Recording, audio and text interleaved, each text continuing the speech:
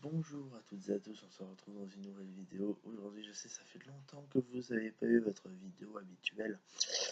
Mais bon, je n'ai pas trop le temps, et puis il n'y a pas passé grand chose depuis le trade d'un Jimmy Buckets Butler. Mais si, attention, il y a des vidéos qui arrivent. Gentiment, ça arrive. Ça arrive. Mais tout de suite, on va passer donc à une franchise, comme vous l'avez vu dans la miniature et dans le titre également. Je peux vous expliquer que cette franchise, hein, c'est bon, vous connaissez New York. Allez, maintenant on va parler des Nets, on va parler des Globetrotters, on va parler, on va parler des Knicks, évidemment, franchise qui n'a donc que 2 titres, que 2. Je mets un que, mais c'est déjà pas mal, hein. Il y a beaucoup de franchises qui n'ont pas de titres. Voilà, hashtag les Nets, hashtag les Hawks, hashtag les Kings, hashtag... Enfin, les Kings, ils n'en ont pas 2, entre parenthèses, hein. Ils en ont un en 50, je dirais en 61.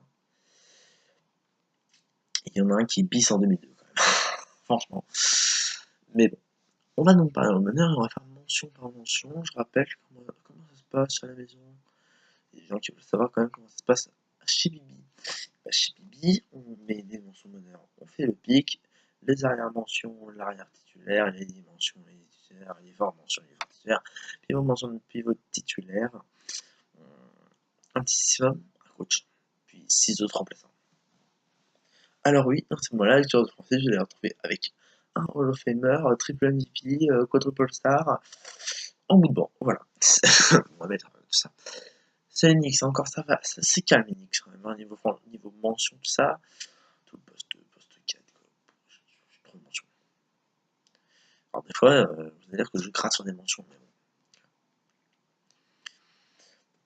On va commencer un petit peu, on va un petit peu expliquer, voilà. Jeremy Lin, l'Insanity, donc au début des années 2010, le monsieur sort de Harvard, il est signé donc par les Warriors sur un petit contrat de 1 an, il fait sa saison sur quelques minutes de jeu, il arrive au Knicks et puis c'est la révolution, tout simplement, avec la blessure de Melo, je crois. Melo blessé, Jeremy Lin explose tout, voilà, avant de partir aux Rockets. Voilà.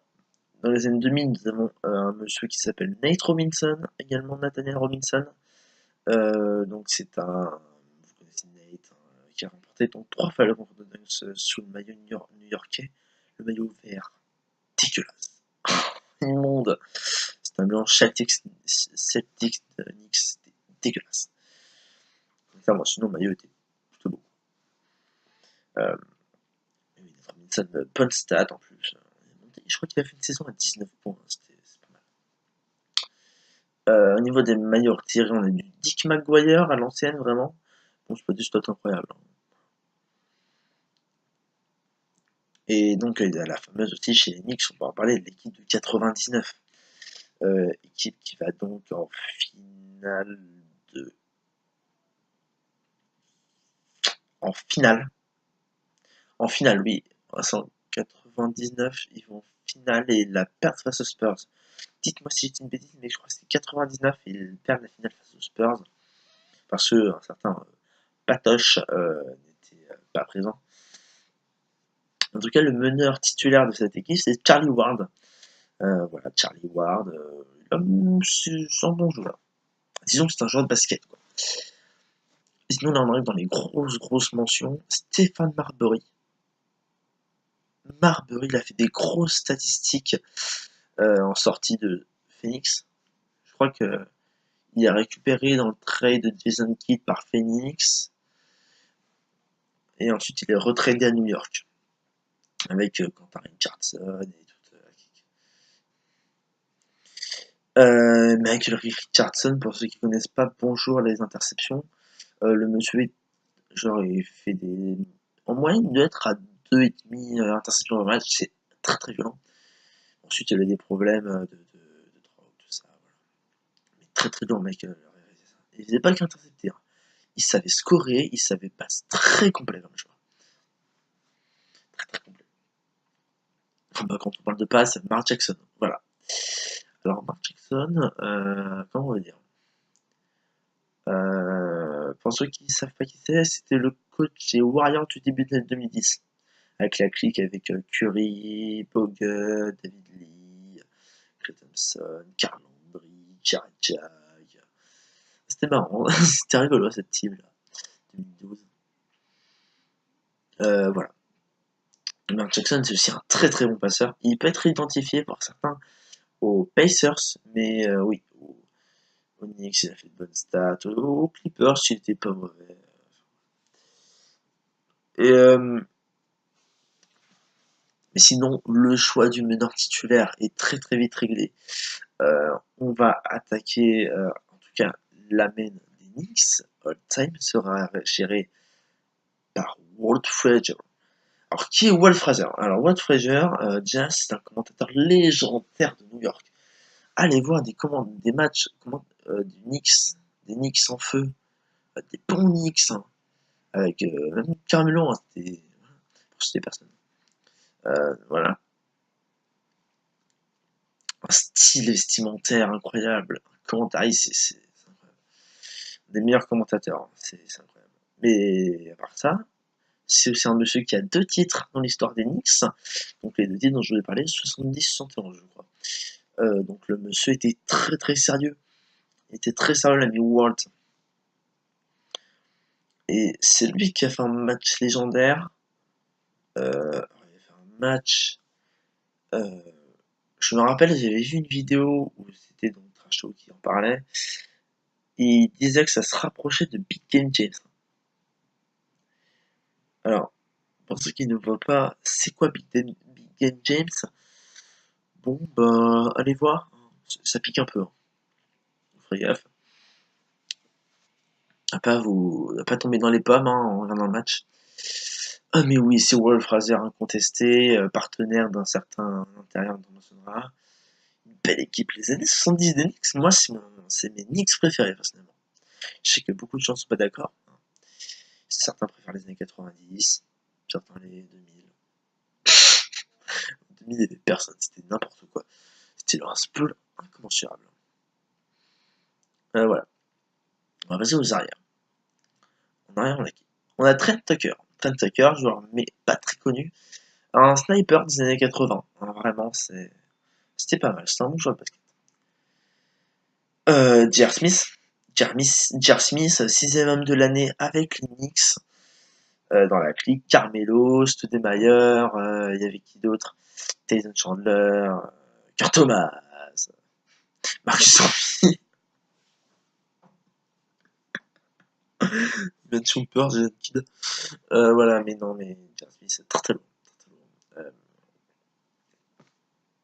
Un joueur qui est un peu plus mentionné, un peu plus connu sous le maillot des Mavs, mais Rolando Blackman, tout comme son coéquipier dont on n'a pas parlé à la main, mais Derek Harper. Voilà.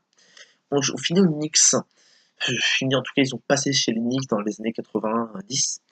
Et donc, alors je sais plus c'est quelle finale où John Stockton il rate un shoot hyper clutch. Et c'est Pat Riley qui dit que la seule erreur de sa carrière, c'est d'avoir confié ce shoot à John Stark et pas à Rolando Blackman. Et si tu sais pas qui c'est Pat Riley, bah déjà tu peux arrêter ce sport tout de suite. Et en plus, petit palmarès ce monsieur. Quand tu dis qui est le meilleur coach, bon, Pat Riley peut discuter potentiellement. Très bien. Alors, à l'ancienne, on a du Karl Brown, du Reggie Green, du Dick Barnett. Dick Barnett, il est là dans les années 110. Enfin voilà, quoi. C'est des mecs très très forts. Je parlais de l'acte de 99, dans cette clique, il y a Alan Houston. Et par contre, je sais plus. Euh, mais c'est pour faire une transition, hein, sur une autre mention. Alors pour le coup, c'est un joueur que je peux comprendre si jamais vous le mettez dans votre 5 majeur. C'est John Starks. Voilà. Je n'ai pas mis John Starks dans 5 majeur. Peut-être qu'il il arrive, hein, il arrive. Peut-être qu'il sera laid, peut-être qu'il sera pivot, peut-être qu'il sera pas dans la team. On sait jamais.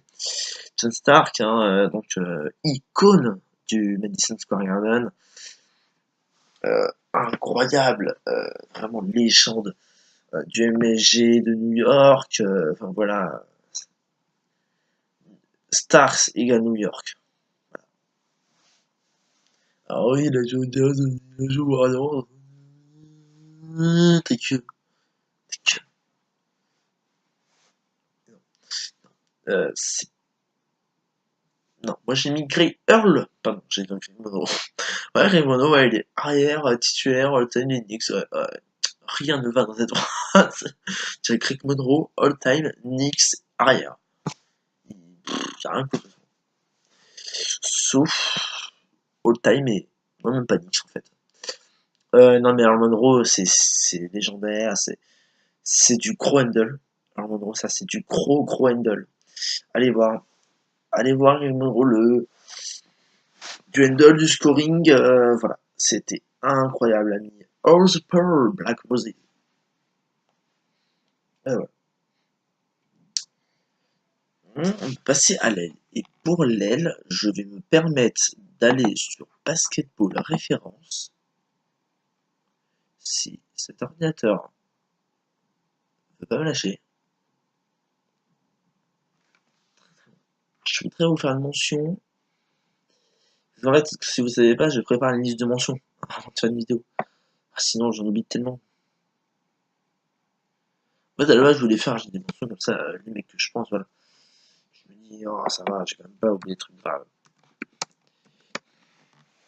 Et puis, dans mon équipe all-time, sans aide, sans mention, sans rien, je me suis rendu compte que j'avais oublié Elgin Baylor et Will Chamberlain. Vous l'avez vu, d'ailleurs, je crois que dans la scène majeure all-time des Lakers, j'ai oublié Wilt.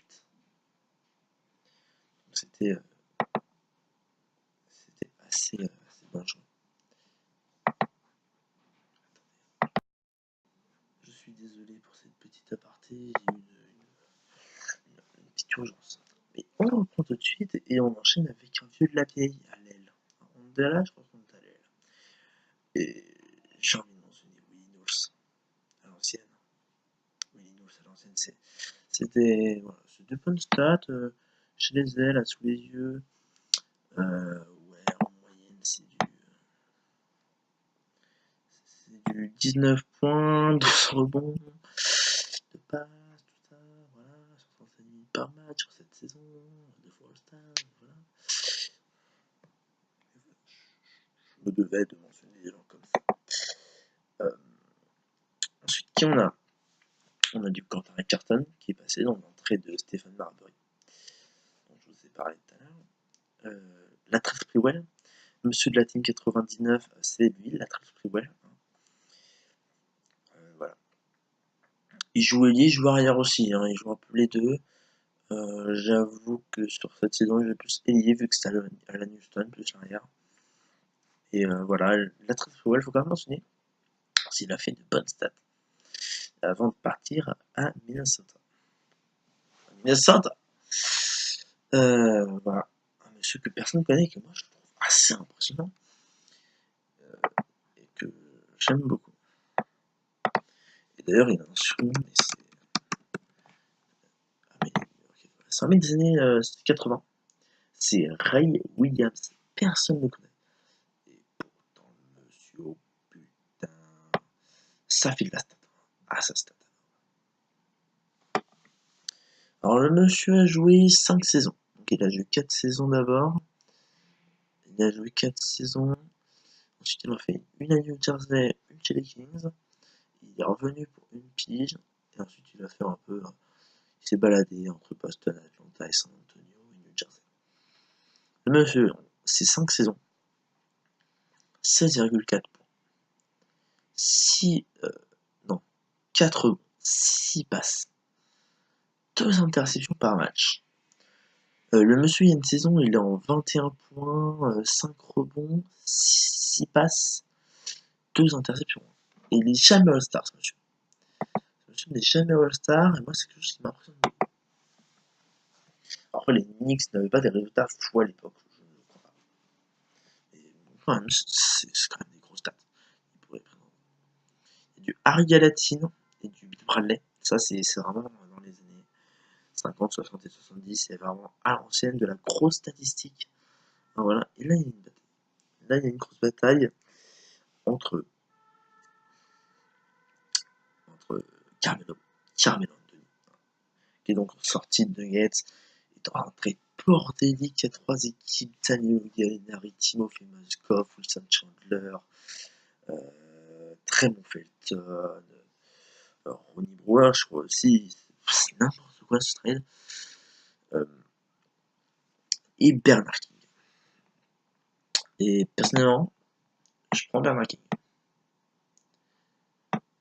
Donc, statistiquement,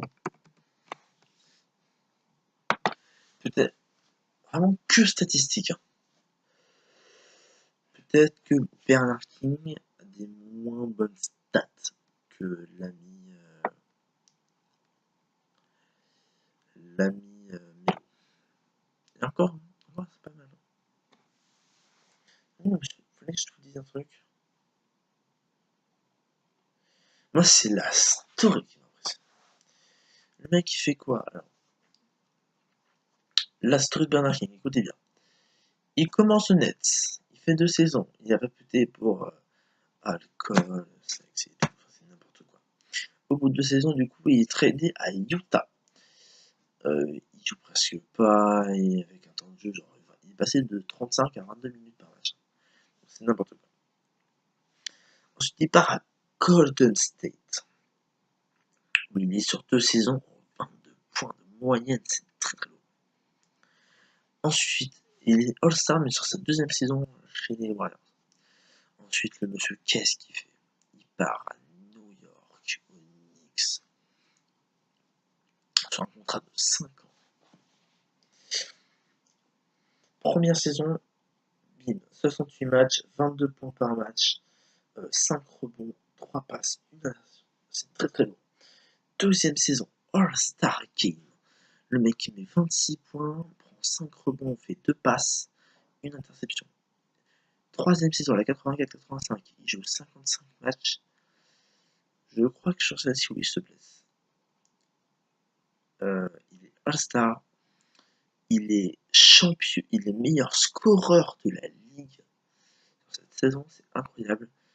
Ensuite, et pendant ce temps, genre, il a mis la misère aux Nets qu'il avait abandonné quelques années auparavant.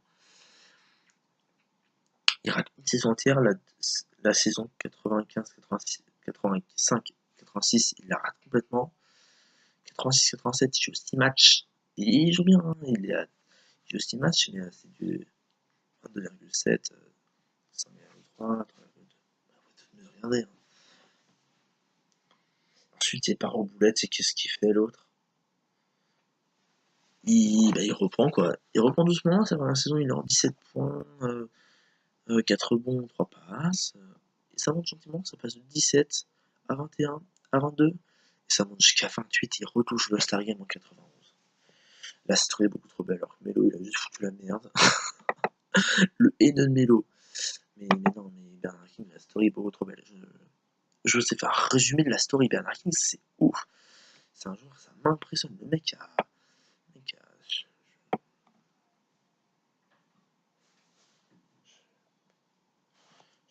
Oh, Bernard King, c'est fou.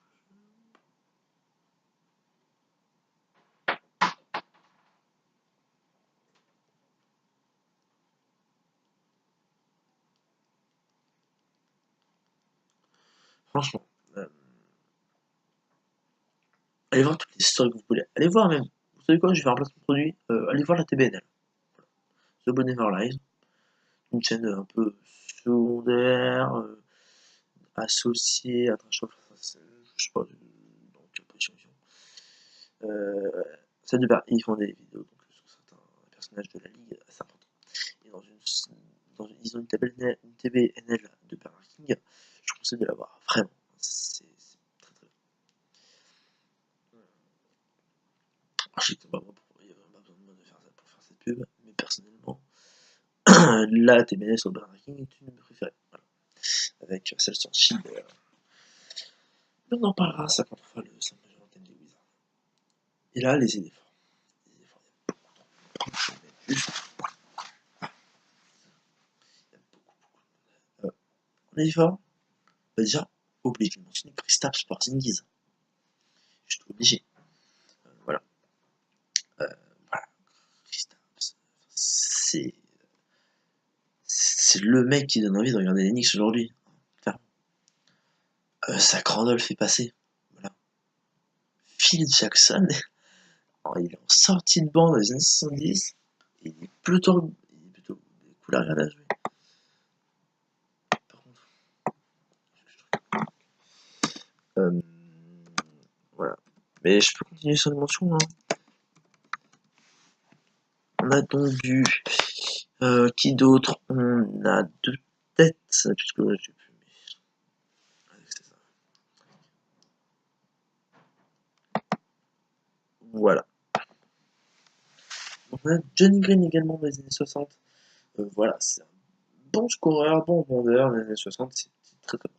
Tim Thomas c'est passé, Harrington c'est passé. C'est passé, c'est. Ah, Harrington.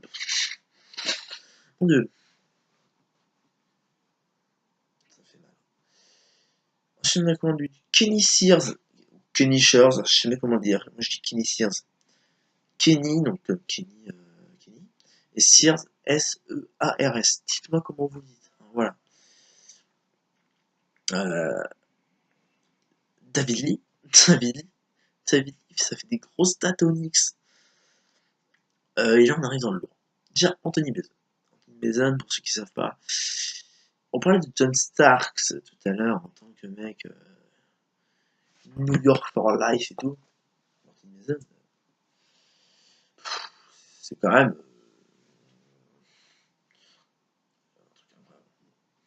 RIP, hein, mais bon. Voilà.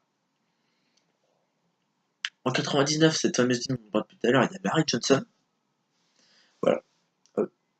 D'ailleurs, je crois que c'est dans le trade de Larry Johnson. C'est les Hornets, ils s'envoient Larry Johnson Knicks et Anthony Mason pour eux. Deux têtes, c'est ça. Je sais parce que je suis fan des Hornets. Ah ouais, mais non, on a fait toute notre de merde. Hein. Ouais, on a envoyé Alonso au Heat, on a envoyé Larry Johnson au Knicks. On a laissé partir Dave Curry aux Bucks. Maxi Bob du Raptors. Kobe Bryant, c'est nous qui l'avons drafté. Hein.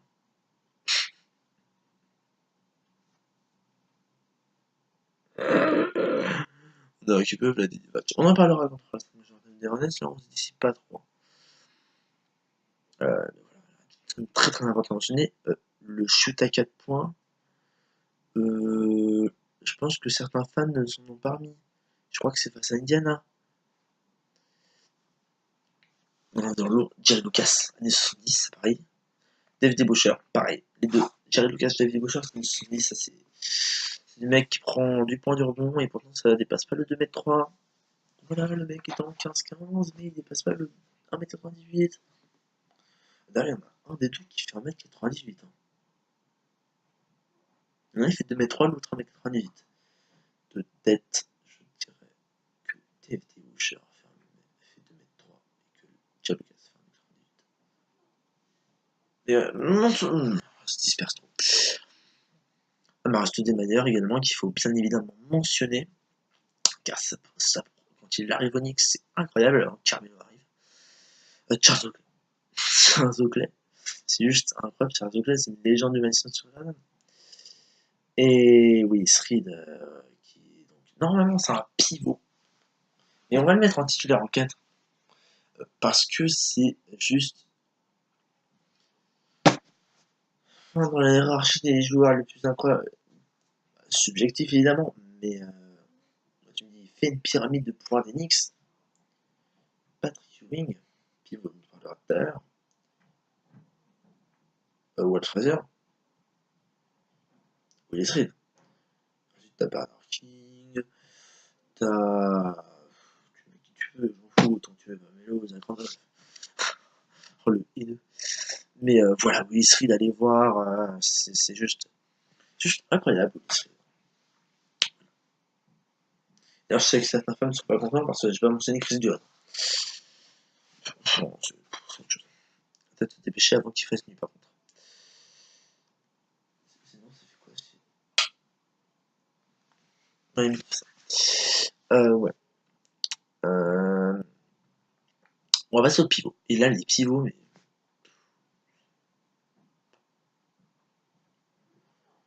Il y a des bons joueurs, attention. Très bons joueurs.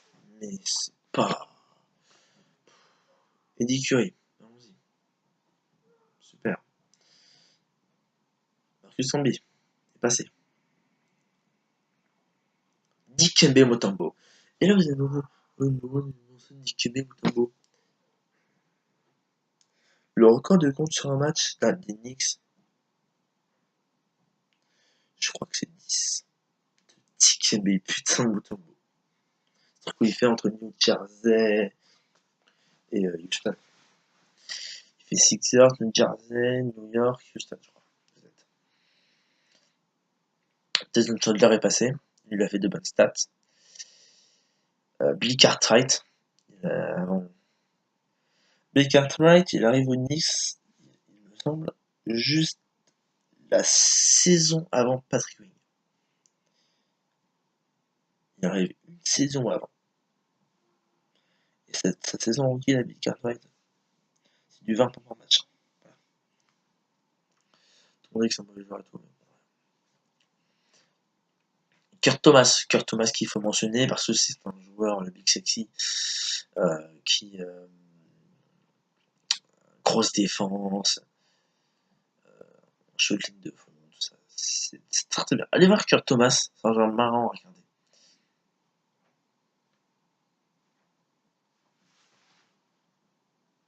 Bob McAdoo. Bob McAdoo que vous connaissez surtout, je pense. Hein. Personnellement, moi, tu me dis Bob McAdoo, je l'associe aux Braves de Buffalo. Mais il a également joué aux Celtics, il a joué aux Lakers, il partout. Il y a même eu en Italie. Bob McAdoo, il fait des énormes stats. Allez voir les stats de Bob McAdoo Knicks. C'est lourd. À l'ancienne, Walt Bellamy. Walt Bellamy aussi, ça fait de la stats. Alors, Walt Bellamy, personnellement, j'ai jamais vu un mec faire de si gros stats. Genre, mentez pas, qui connaît Walt Bellamy? Genre, personne ne le connaît, le mec.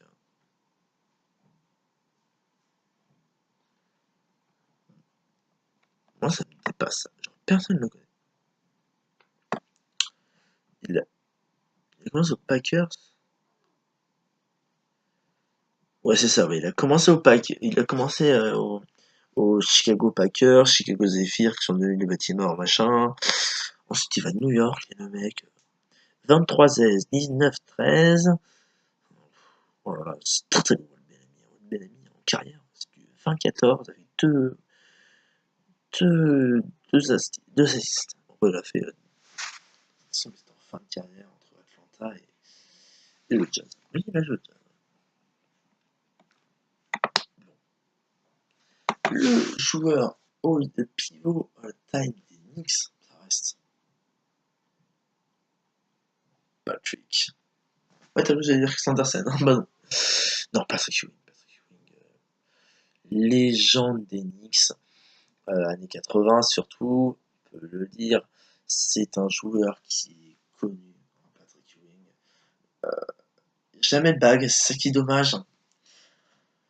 Parce qu'aujourd'hui, Patrick Ewing, quand on dit que Walt Frazier ou Willis Reed est meilleur que Patrick Ewing dans l'histoire des Knicks,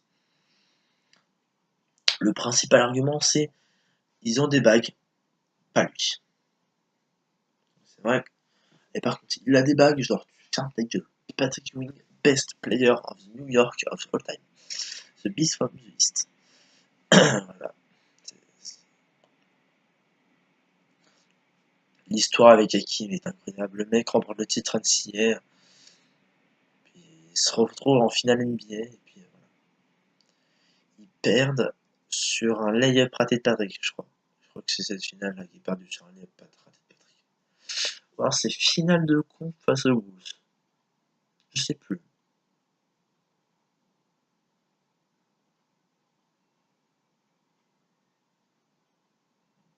Non, non. Ils ont pas fait finale de conf face aux Bulls. Ils ont fait demi-conf.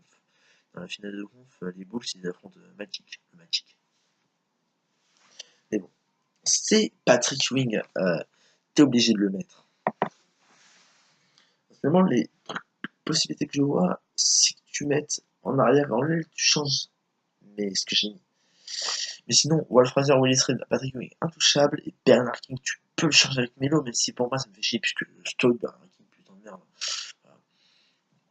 Et John Stark, en fait, c'est plus John Stark que tu mets à la place de Earl Monroe. Ça, c'est le truc que je comprends le plus. Donc on va faire un petit cinéma, un petit Six-Man. Bah là, pour le coup, je mets Melo.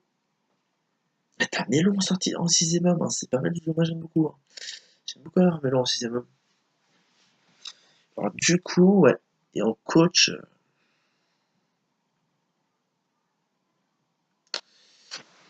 j'arrive.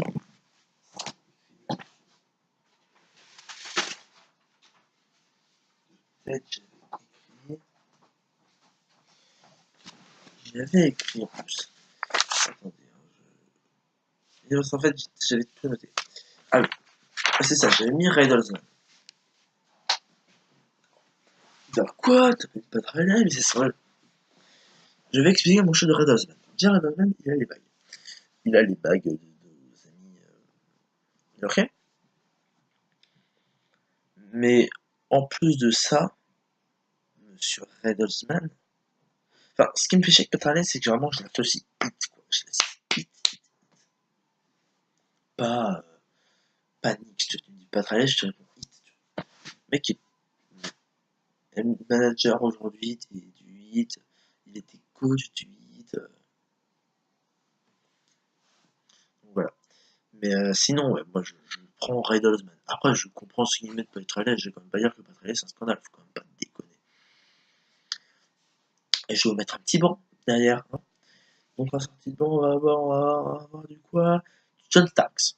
Voilà, du John Starks, je pense que ça parle à beaucoup de monde. Du Charles Oakley, évidemment, je peux pas ne pas prendre Charles Oakley dans la sortie de banc. Du Dick Barnett, du Richie Green. Personnellement, je mets.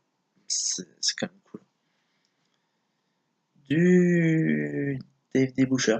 Aussi, je prends. Du Allen Houston et du Amar Stoudemire. Je rappelle mon moment, puisque c'était pas très clair, c'était un peu dans un ordre chelou. John Starks, Charles Oakley, Dick Barnett, Richie Green, Alan Houston. Attendez.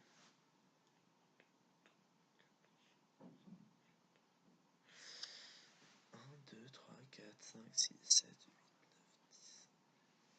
9, 10. 1, 2, 3, 4, 5, 6, 7, 8, 9, 10, 11, 12. Non, qu'est-ce qui va pas? Ça, sorti de banc.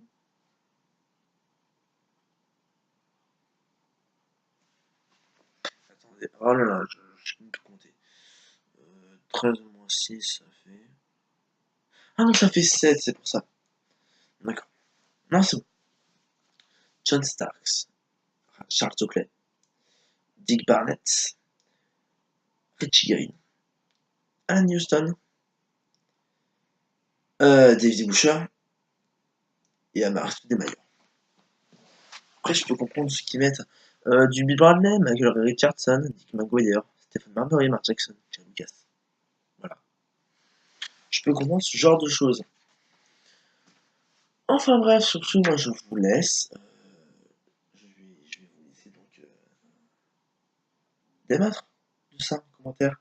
Puis surtout moi, ce qui m'intéresse le plus, c'est de vous donner, que vous me donnez même vos mentions à vous. Vos mentions, votre 5. Je vais les commenter avec 45 lignes. Allez, moi je vous laisse. Puis voilà. Au revoir. Et à la prochaine. Est-ce que je vous dis, on fait qui pour la prochaine? Allez, je donne un indice, l'amour fraternel.